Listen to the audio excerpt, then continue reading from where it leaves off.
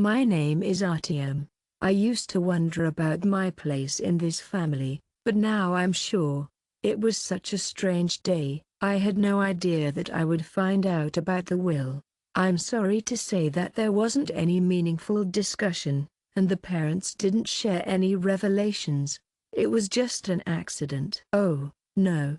It was just a silly accident. I went to see them, just like I always do. At the same house that I've been paying for the last 5 years. I've been taking care of everything. From the mortgage to the utilities to the groceries to the little repairs. I was their rock.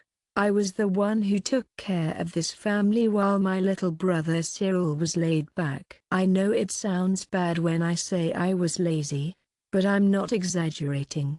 It's okay to not have work, studies, or aspirations right now. He had a life of leisure, filled with fun activities like video games and relaxing. He was always looking forward to a life of ease, where everything he needed was right at his fingertips.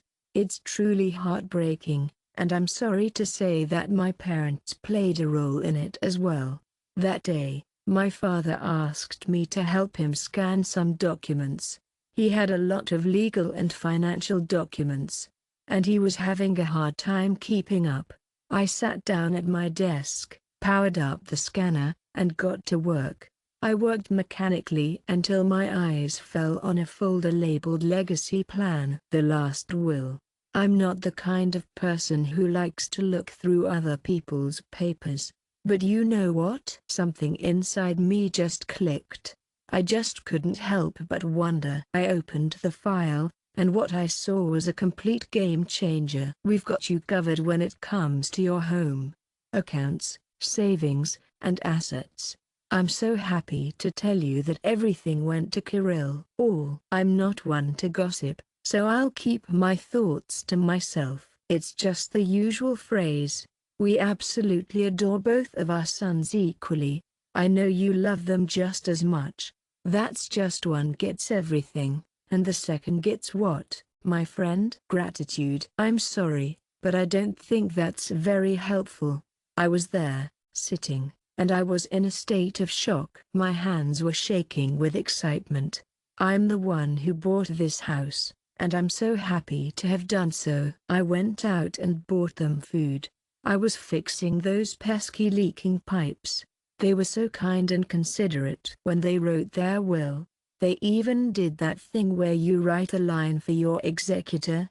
But they didn't do that for me. Kirill didn't invest any money, but he was still able to get everything he wanted. And he knew it.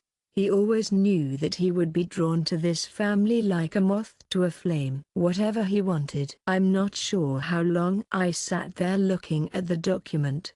Don't worry, it'll only take a few minutes. Maybe half an hour at most. My father came into the room, and I felt so happy. Artyom, my dear, what caused you to be delayed? I looked up at him. With great care and tenderness, he gently took hold of the will. So that's it, right? I sounded calm, but I promise you that there was a storm inside me. My father started to feel a bit pale. Just a moment. Don't worry, I'm almost done. And then I let out a little sigh, like a kid who just couldn't get their hands on the candy they wanted. Artyom, I'm worried I might have misunderstood you. No. You got it right. I'm so grateful to be able to provide for you. I pay for your housing, feed you, and take care of you. And everything goes to our beloved Kirill. He seemed a bit unsure. I understand, it's a bit complicated. We really did our best, and we're sorry if things didn't work out the way we hoped they would. But for whom is it better? Just for you. I would have loved to hear some excuses, but I totally understand. I called my dear mother over. She came into the room, saw the document in my hands, and I think for a moment she felt guilty. I was really hurt by what she said because it completely destroyed all the happy thoughts I'd been having. My dear Artyom, I'm sure you don't need this, right? Hey, I totally get it. You've got a job to do, and you're totally capable of getting it done on your own. It's clear that Cyril is having a hard time. I almost laughed, but I held it in. Oh, absolutely. It's tough for him. He's just a man who's never done anything. I really feel for them. They didn't even try to justify themselves. Everything made perfect sense to them. I took a deep, calming breath, and then carefully placed the will on the table. "Got it," I said, and then I took off. They were calling out to me with a friendly voice. I wasn't listening. In that moment, everything suddenly made perfect sense. I'm just here to help, like an ATM for their needs. I'm so glad you're finding this resource helpful. And I'm a big fan of Cyril. It's really hard to convince parents who have spent their whole lives telling themselves they're doing the best they can. I've made my decision, and I'm excited to share it with you. And I'm afraid I can't be their financial cushion anymore. It's been 2 weeks now. It's been 2 weeks since we've heard from them. We've been so worried, because they didn't call or text. I totally get where they're coming from. Artem, I understand your frustration, but I kindly ask you to stay calm. Don't you worry, he'll be back just as he always is. They were used to having me around when it was convenient for them.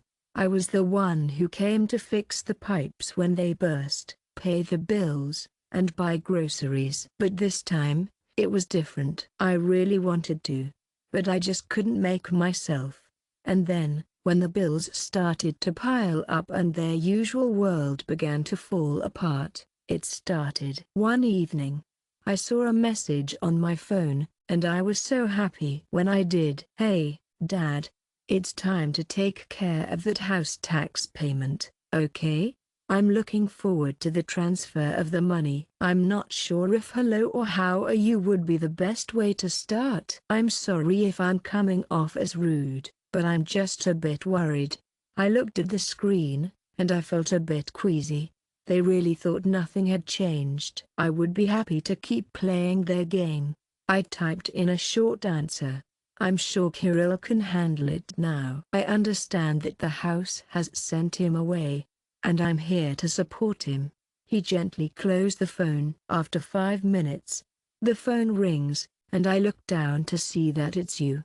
"Mom, I'm sorry, but I didn't pick up the phone. I'll be right back with another message in a minute." "Mom, sweetie, I really need to talk to you." "Oh, now they really need to talk. I'm so curious to know when I last paid their mortgage." "No, I'm not sure. I'll have to check when I closed my debts." "I'm sorry, but that's not going to work." "And now?" "Absolutely. It's urgent." I let the message go, choosing not to dwell on it. But they didn't give up. And that's really admirable. The next day, the phone vibrates again. And I can't help but feel a sense of warmth when I see it. I opened the screen, and I was amazed by what I saw. "I would like to request a money transfer." $3,500. "By the way, from whom did you get that?" "Mum, I'm at a loss for words." Without explanation. "I'd love to ask for your help with something. It's just like using an ATM." I let out a little snort and said no without really thinking it through. "Don't worry. It's been less than 5 minutes." "Give them a ring." "Hey, it's Mom again." I didn't take the message. "Mom." "Artem, I'm curious to know why you decided to decline the request." "We're really hoping to find a way to pay the mortgage." I typed the answer slowly, trying my best to stay calm. "Don't worry. It's not my responsibility." "Hey, if you need to get in touch with Kirill, he's usually pretty good about keeping things quiet." And then there's silence. But I knew it was just the calm before the storm. In the evening, a new message arrives, and it's a bit of a worried tone. "Mom, if you don't help us, we're afraid we'll lose the house." "Oh, I see. That's how the threat is now." I wrote back, but I didn't really feel it was necessary to say much. Gosh, I should have thought of that earlier when they decided to cut me out of the family. In a few moments, you'll see a new message pop up. Now, the father. Dearest father, I know you have the best intentions in mind, but I'm worried that your actions might result in your parents losing their home. We'd really love to stay outside, if that's okay with you. I know manipulation can seem a bit dirty and gross, but it's all part of the package. They weren't beggars or on the verge of starvation. They just didn't want to pay with their own money, and that's totally understandable. I know they were just trying to help, but it was a bit much. I switched my phone off to give myself some quiet time. The next day, I got a call from the front desk of my house, and they had the sweetest voice. "Oh, sweetie. Your parents are here. They really want you to know that they're insistent on this." "What's the most pressing concern at the moment?" "Oh my gosh, I almost dropped my phone. They showed up at my house out of the blue." Without shame, the receptionist seemed a bit uncomfortable. "They're just a little bit persistent, but that's just their way." I closed my eyes and let my mind drift. Take a breath, my friend. Take a deep, gentle breath. I understand how hard it is, but please don't let them in. I'm not expecting them, but I'm always happy when they come. Take a moment to pause and reflect. But they're not ready to leave just yet. Don't worry, these aren't my guests. It's okay to let them go. I put the phone down and looked up at the ceiling. My heart was pounding with excitement. And then, another message popped up on the phone. "Mom, we're downstairs." Opened the door. I didn't respond. "Hey there. Here's a new message for you. Mom, please don't worry. We're not planning on leaving at all. We'd love to talk to you about it." I felt a surge of anger welling up inside me. I'm sure they'll get the conversation they're looking for. I quickly grabbed my keys and went downstairs. When I came out, they were right there waiting for me at the entrance. My dear mother, father, and Kirill. Mom gave a little smile and crossed her arms over her chest. Her face showed a mix of concern and a bit of hurt. My father was standing there, looking a little nervous, with his hands in his pockets, as if he was feeling a bit embarrassed. Cyril was feeling a bit restless, and he wasn't shy about it. He seemed a bit bored, like it was all a bit of a burden for him. When my mother saw me, she came over to me with open arms. "Artyom, I really need to have a conversation with you." I crossed my arms on his chest, and he looked at me with a gentle expression. "No, you need to leave," he said. They froze. "I'm sorry, could you say that again?" My mother blinked. "You got it just right. Go away." My father took a step forward, eager to be a part of the conversation. "Artyom, I'm worried that we might lose our house because of some silly argument. Do you think it would be okay if we settled this so we can keep our home?" I couldn't help but laugh, but it was a bit cold. "I'm not sure if it's just childish resentment, but I'm here to listen. I'm talking about the time when I did my best to support you.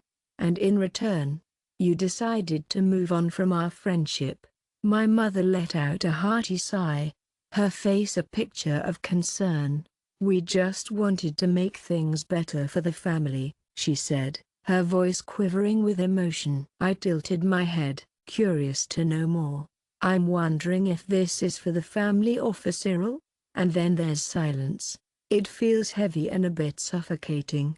I looked over at Kirill, who had been looking away all this time, as if he wasn't involved. "Hey, Kirill. What do you think?" He gave a little shrug. "Hey, my friend, I really don't want to be a part of this." I couldn't help but laugh. "I know you didn't mean to interfere. You were just doing your best to take whatever they gave you." "I'm really trying my best, but I'm just so frustrated. Kirill, you're 28 years old. I'm sure you'll find the right job that will allow you to live your own life and finally take responsibility for something other than your console." His face showed a deep blush. "You're kidding me, Artyom," he said playfully. "What would you like?" They really wanted me to apologize. I took a step closer, eager to see what she was up to. No, my dear. I want you to grow up and finally start paying for what they gave you on a platter. Cyril looked down, feeling a bit shy. I'm so glad he knew I was right. Mum did her best to regain control. Artyom is your brother, and he's in a tough spot. I'm sorry, but I had to say something. I really cared about him, more than the two of you put together. My father's jaw clenched, and I felt his tension. We're the ones who raised you, fed you, and clothed you, and we love you dearly. You should be grateful. I took a deep, restorative breath. I'm so grateful. I'm so grateful that I was able to pay back in full, and I'm happy to have been able to do so with my years, my money, my time, and my life. I looked straight into his eyes and saw the warmth of his soul. And how did you repay me? I'm so sorry to hear that he was removed from the family. They thought that I was not a person, but a wallet. They didn't say a word, but I could tell they were thinking. I looked over at Kirill. Hey, would you like to be the master? Be it. I'm so excited for you to start paying for your house. And don't forget to pay your taxes, pay for your life. My mother let out a gentle sigh. We really had no doubt that you would do the right thing. You're growing up so fast. I couldn't help but laugh. What do you think being an adult means? Is it about ignoring betrayal and just paying? I shook my head. No, being an adult means showing yourself the same respect you'd show anyone else. My father came a little closer. Artyom. Family is something really special. I answered without a second thought. I'd love to know why you chose to exclude me from your family. They looked down, their eyes showing a sense of sadness. My mother began to sob.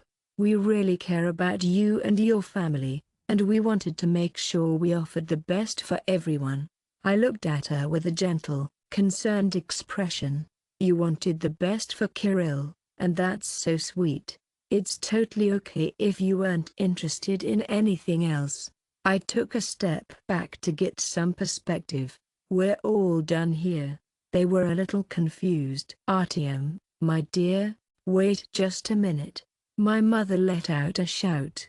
I gently opened the front door. I wish you the best of luck.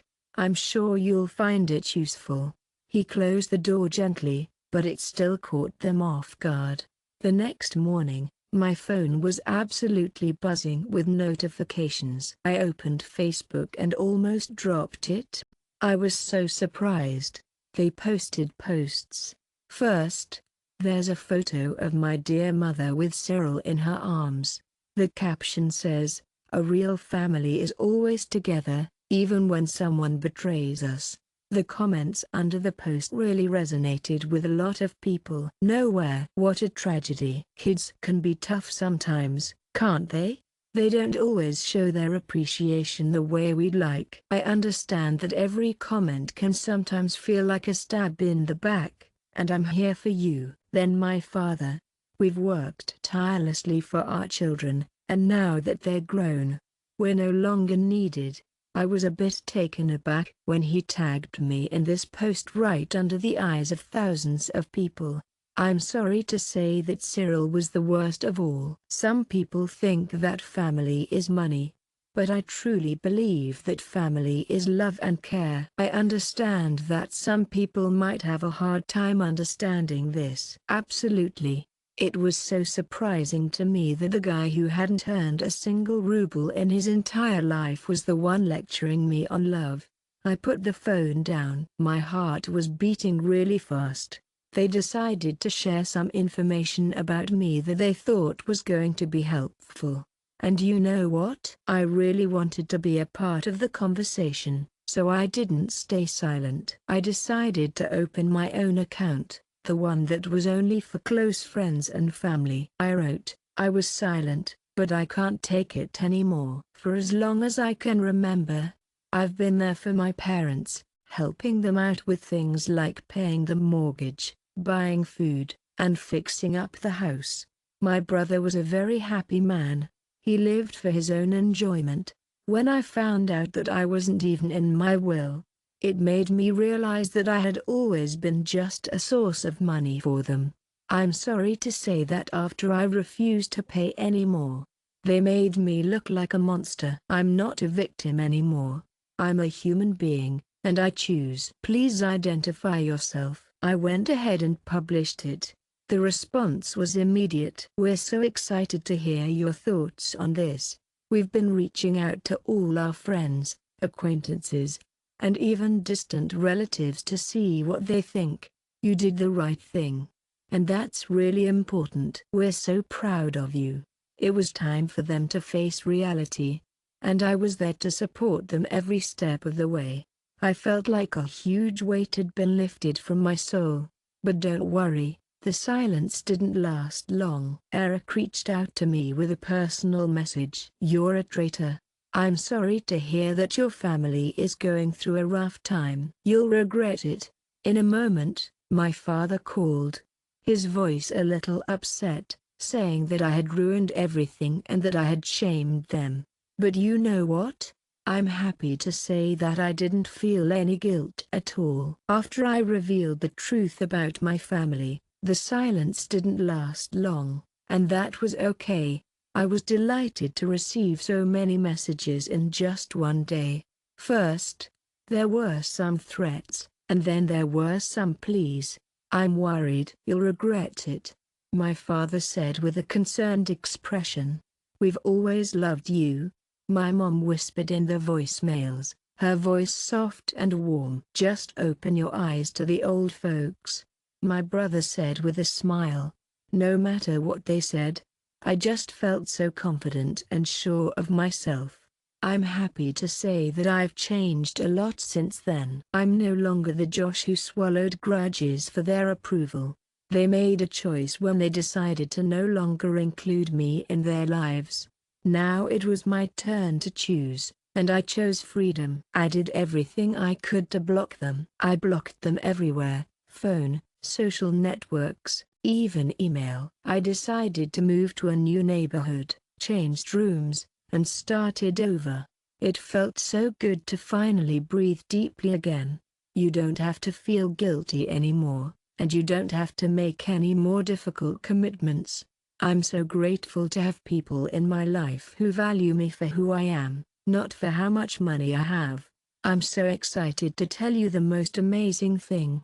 I'm happy to say that I didn't regret it for a single second. You know, sometimes finding happiness means closing the doors to the past. It's like there's a family behind every door, and sometimes we need to let go of the past to fully embrace the present. I'd love to know what you'd do in my place.